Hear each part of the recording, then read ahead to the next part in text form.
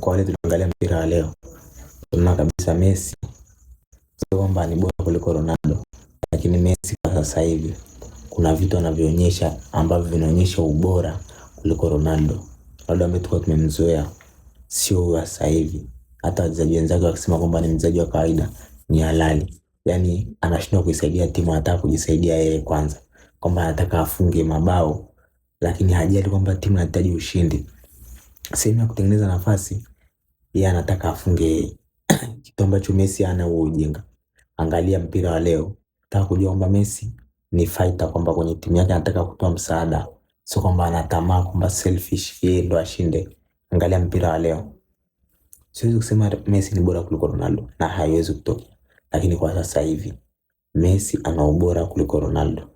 Yaani kama ni umri Ronaldo, basi tuseme labda ni umri umeshaenda, au ni become selfish anavyozidi kuzeeka.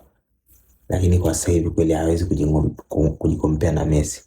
Messi anajua kuisaidia timu yake kwa namna yoyote.